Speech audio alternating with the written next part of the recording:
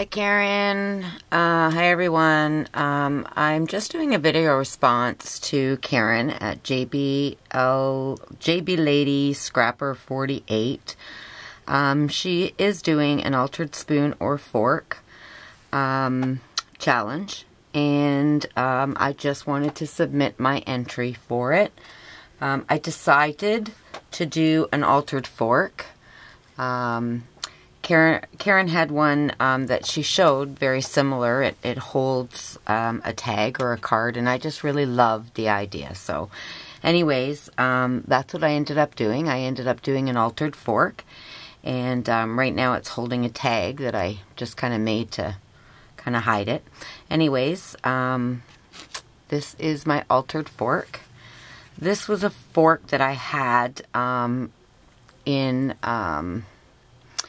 I don't know, in the drawer, and it was old and it was all bent and whatever. So I thought, you know what, I'm going to alter this already bent fork.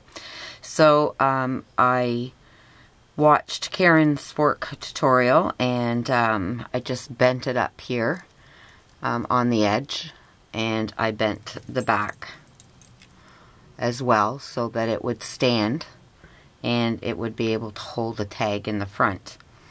I'll start with the front.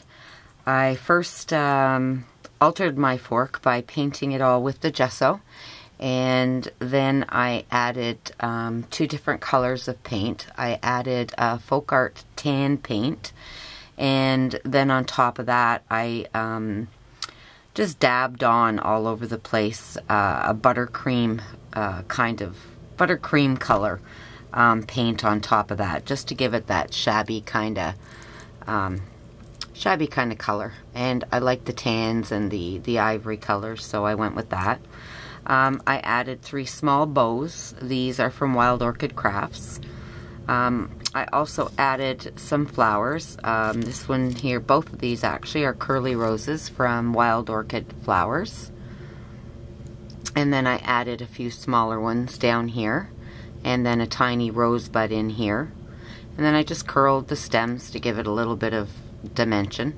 I took some seam binding, and I crumpled it all up and added the seam binding in behind the flowers.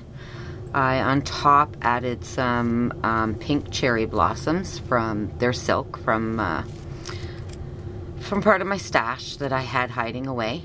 And I also added a black skeleton leaf here, and it was a big leaf, so I kind of just folded it over just to have it peeking out from behind.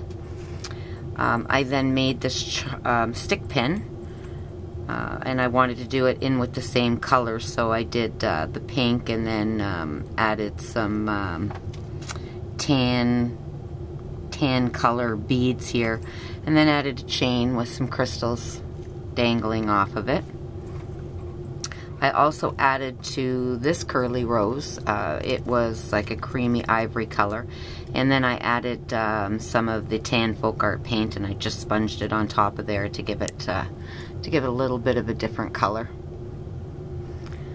So now I'll turn it around to the back, and on the back I added some more flowers. I added the dark chocolate with the black tint, curly rose, and then again a smaller rose in here.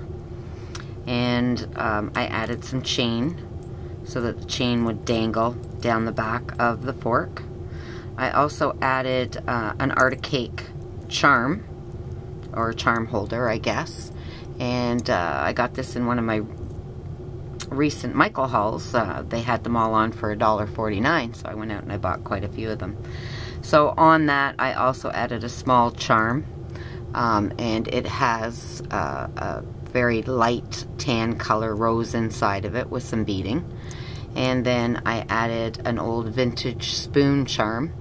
I believe it was Tim Holtz. I've had it in my stash for a really long time, so I'm not quite sure.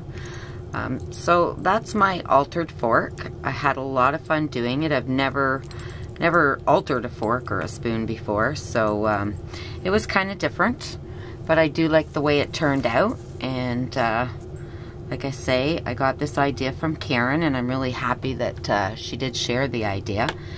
And I'm pleased with the way that my altered fork did turn out.